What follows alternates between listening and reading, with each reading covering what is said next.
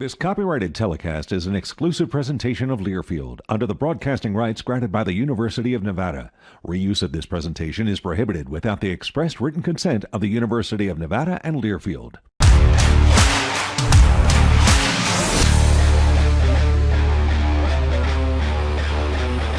The Nevada football team hits the blue turf in Boise for a showdown with nationally ranked Boise State.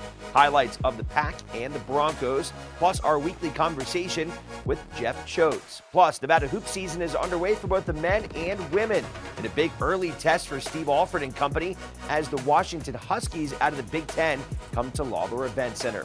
Highlights and post-game reaction with Steve Alford. And the incredible story of how Michael Coach Jr. ended up on the Nevada football team. That and more coming up right now on Wolfpack All Access, presented by Champion Chevrolet. And hi, everybody. Welcome inside our NSN studio. I'm Alex Margulies. The Wolfpack with their toughest test of the season, heading across the border to Idaho to take on the 12th-ranked Boise State Broncos. Mike Stephenson has the highlights and more from Albertson Stadium. A hobbled Wolfpack missing a bunch of key players and stepping onto the blue turf as big underdogs against the number 12 team in the nation, but this was a game. First quarter, Boise State leading and has it back when Ashton Jeanty takes off. The 46-yard gain has the Broncos in business, and the Heisman Trophy candidate will finish the job shortly after, scoring from inside the 5, and suddenly Nevada is down 14-0. But the Wolfpack was down for a fight. Nevada puts together its own drive and scores here when Brendan Lewis uses his legs 17 yards into the end zone. It is 14-7. Nevada then making noise on defense. Maddox Madsen drops back to pass, and it's picked off. Torrey Daffin snags the interception. The Wolfpack, though, would give it right back on a Sean Dollars fumble. So now Boise State is back on offense, but again, the Pack defense makes a play. Dylan LaBarbera forces a Jeanty fumble, and it's recovered by Stone Combs. The momentum returns to the Silver and Blues side, and Nevada makes it count. On 4th and short, they go with some trickery as Marcus Bellin takes the pitch and passes it for Caleb Ramseur, who is about to make some moves. Down the sideline, evading tacklers and reaching the end zone.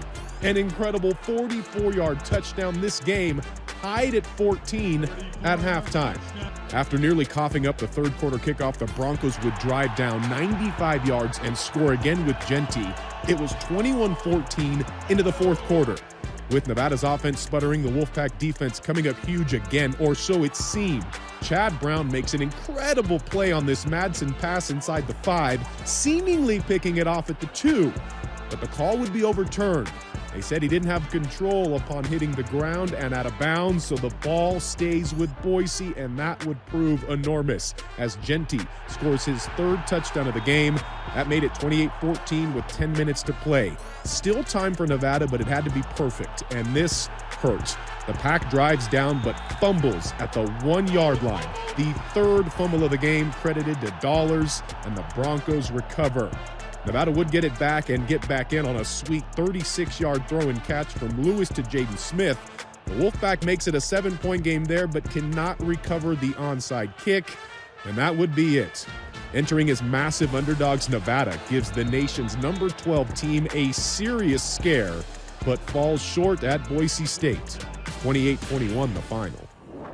Number 12 team in the nation, and we fought to the end, to the last play, just the last quarter of the game. I felt like it was a great fight, and we had great effort. It just didn't go our way, and just back to the drawing board.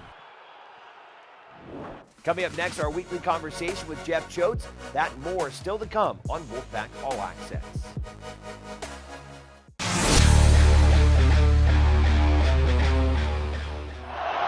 The Pack is 10 for 22 on 4th down. Toss, Bellin, pass, right side complete.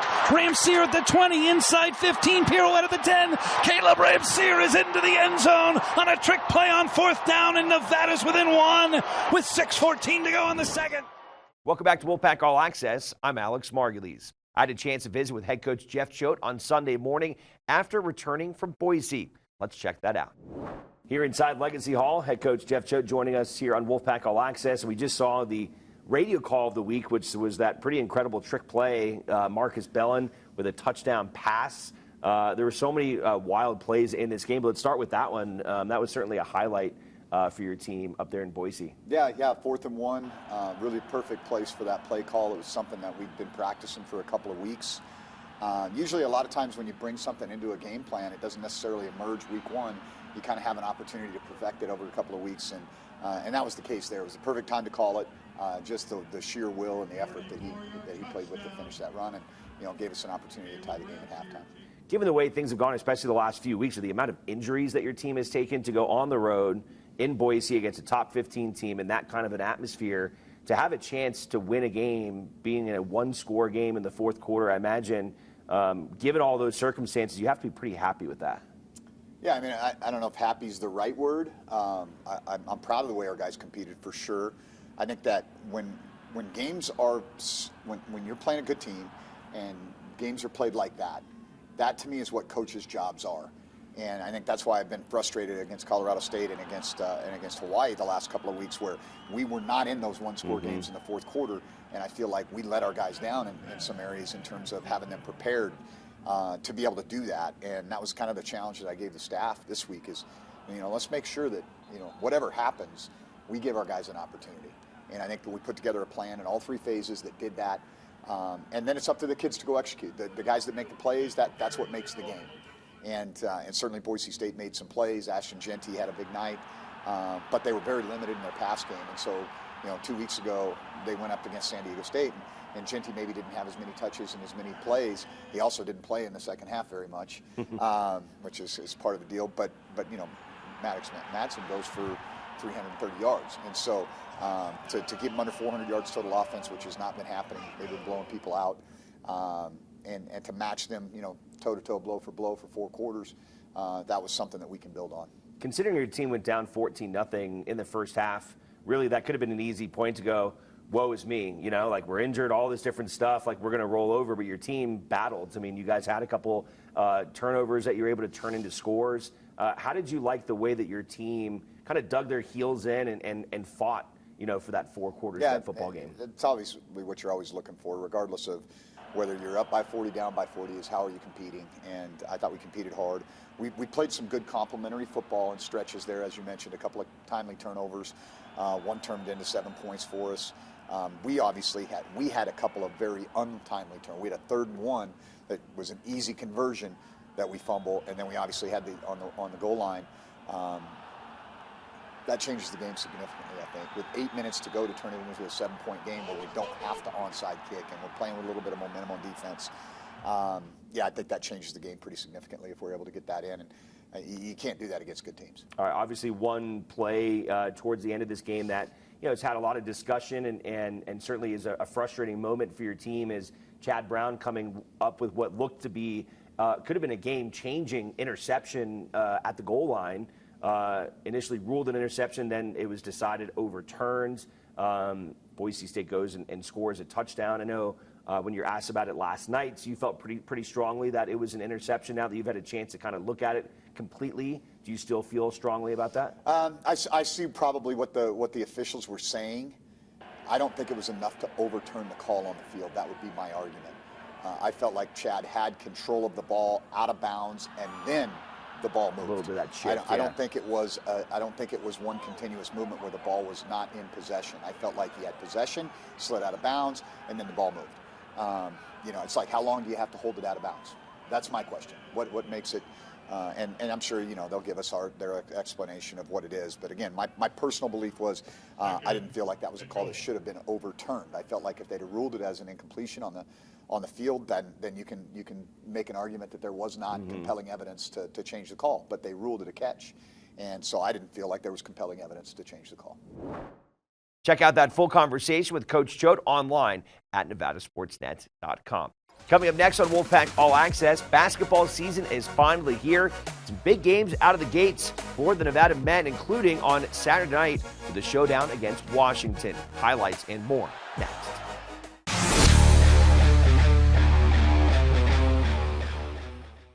Nevada football has played a top 25 opponent on the road 21 times in its FBS history.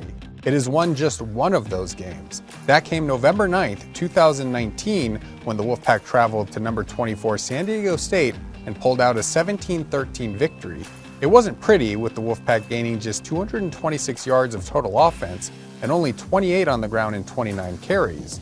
The game's biggest moment was a 50-yard trick play pass from wide receiver Elijah Cooks to Brendan O'Leary-Orange that set up a game-winning touchdown, a 1-yard run by Devontae Lee early in the fourth quarter. A 17-point underdog, Nevada tied a program record for the largest betting line spread overcome in an outright win, slaying the heavily favored and nationally ranked Aztecs. Welcome back to Wolfpack All Access. I'm Alex Margulies. The Nevada men's basketball team opened the season with a convincing win over Sam Houston as newcomer Kobe Sanders tallied a whopping 27 points in his debut. Nick Davidson also set a new career mark with 26 points and 10 rebounds in a 91-75 win. That would set up a big Saturday night showdown as the Washington Huskies out of the Big Ten came to town. Let's go check out the highlights. Nevada in the early goings, picking up where they left off on Monday. Out to a big lead as Trey Coleman hits the jumper. Pack on top by 13, 19-6. Huskies with preseason All-American and reigning Mountain West Conference Player of the Year Great Osobor on their roster now. And the Pack up to the challenge. How about the swat from Brandon Love? Osobor was held without a field goal in this one and only 3 points. Washington, later on in the half, though, would settle down, puts together a run of their own. Jace Butler off the bench hits the corner triple, and just like that, it's a 3-point game. Pack going to halftime leading 31-29. Huskies in the second half get the advantage as the Pack's offense was struggling out of the gates. Butler again gets the Plinko roll. Washington a 4-point advantage. But Nevada would dig deep. Some tough rebounding inside, and quickly the other way for Tyler Rollison. Breaking ankles, smooth as butter. Nevada back within 2 points. Then a couple minutes later, Kobe Sanders puts on a show. The big 6'9" transfer bullies his way to the basket. He slams it home with authority, part of a 20-point effort. We're now tied at 44 all, and Nevada would take control from there. Huge steal and score from Love. Nevada back in the lead by 4 points, and they would not look back. Putting the game away at the free throw line, the Wolfpack beat the Huskies for the second season in a row, 63-53, the final. Well, that was a fun game. That was memories of old Big Ten basketball. So very physical, which we're proving we can play that way. We started figuring that out last year, and we've had 2 really hard, tough matches against teams that really play the same way and hard to guard off the bounce. And you know, for us to hold a Big Ten team to 33% shooting, we held them scoreless until the last 3 that went in, the last 4.5 minutes of the game when it was winning time. And we win a game by double figures when we shoot very poorly. I thought we took bad shots in the first half, and we talked about that at half, and I thought we settled down offensively in the second half. We took better shots. We just didn't make them, and that's going to happen. And that's why you got to your livelihood's got to be at the defensive end, and this team has a chance to do that. And you know, we had a lot of good plays in the second half defensively that were winning plays when we had a night where we couldn't score. We scored really easy the other night in the second half. It didn't come as easy tonight, and I thought what we did defensively was really good and a huge key. And I think it's great, being able to lean on both sides of the court whenever you need to. And once one's not going well, the other one is always going well. So I think that's just big for us, and knowing that in the back of our heads that if we're not hitting shots, we can play defense still. That first week is never easy, and when it wasn't easy up in Seattle last year, and we were able to come away with the win. So to be able to sweep Washington in a home and home is huge. And now we get a day off, and we got a big week with Weber State and Santa Clara. That's a big week for us to set up now the MTE that's less than 2 weeks away. So it's just about getting better every night. And this team's fun to coach. They're hardworking guys. I'm very blessed that, these guys are very unselfish and they're working. And I can't say enough about Nick. This is 2 years in a row. What happened at Logan last year and what happened here, Osobor gets our respect. There are very few guys where our defense is going to be about trapping every time you catch it. So that tells you the respect I have for Osobor. And I think he is an outstanding player. And 2 of maybe his toughest games have been against Nick. If you just statistically look at it, he hadn't had too many games where he hadn't had a field goal. And I just thought, and it's not all Nick, but Nick was a big part of it. I thought Brandon was really good, especially in the second half. And I thought KJ gave us really good minutes in the minutes he got. So our bigs took the challenge because they are big. And I thought that was a key for us. Also, the Nevada women started their season this week with a pair of games. After falling on the road at Oregon on Tuesday, the ladies returned home to take on Bucknell Friday. Pick this one up in the fourth quarter, and Nevada already cruising up by 20.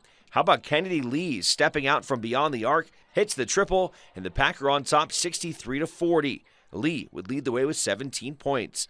Now it's Nevada working inside through Lee, who kicks it back out to Audrey Roden. She splashes it home. Nevada cruises to a 70-48 win. Bushnell, they're much improved from when we played them a couple of years ago, and I thought they really came after us and played super hungry. And I appreciated a game like that because our team really had to respond in certain situations. And I thought we did a lot of things better than we did 2 days ago. A lot of the things we were focusing on in practice yesterday. So I was really proud of our team for, being able to take that coaching feedback and be able to implement it in such a quick turnaround. Up next for the Wolfpack women, a Tuesday affair down in Lake Tahoe as Nevada takes on Colorado at the new Tahoe Blue Event Center near State Line. Coming up next, a story on Michael Coates Jr. from the Wolfpack football team, who has had an incredible story of how he ended up in the silver and blue.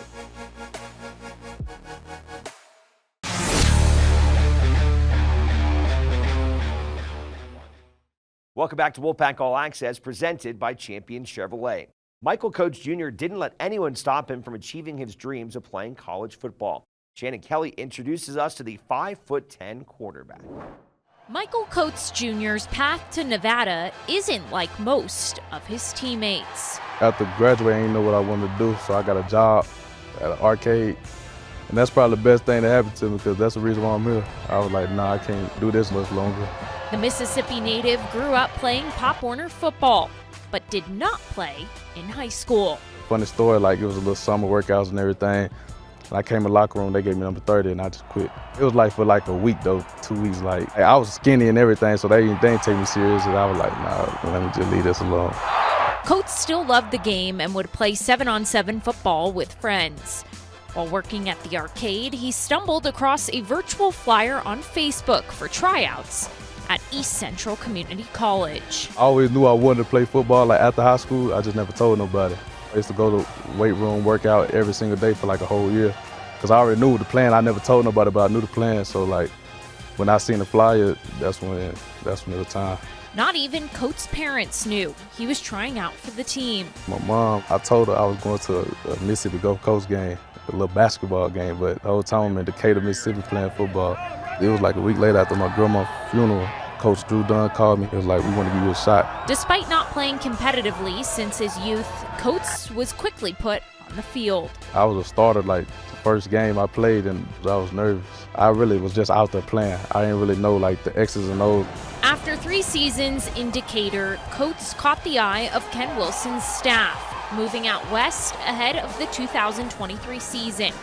After appearing in 10 games last year, Coates has been a staple at cornerback under first-year head coach Jeff Choate. He just keeps competing, man. He's got the perfect mentality for a corner.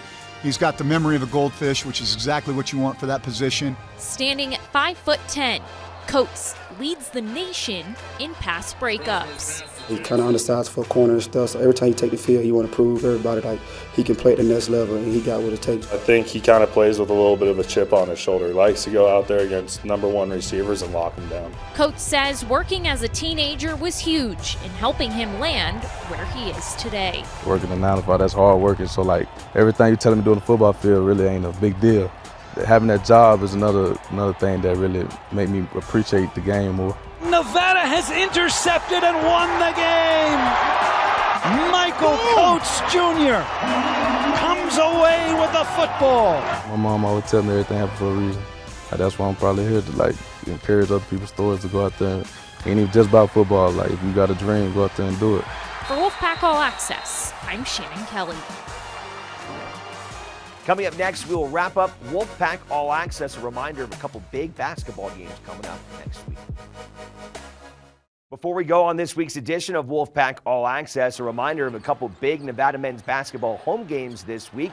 First up on Wednesday, Nevada welcomes in Weber State, followed by a Saturday game against Santa Clara. For your ticket needs, call 348-PACK or head to mynevadatickets.com. If you can't make it out to Lawler Event Center, you can watch the game live on Nevada Sports Net, or you can listen to the game with John Ramey on 95.5 The Vibe. That'll do it for this week's edition of Wolfpack All Access. I'm Alex Margulies saying so long from inside our Champion Chevrolet studio. We will see you next time. This has been an exclusive presentation from Learfield.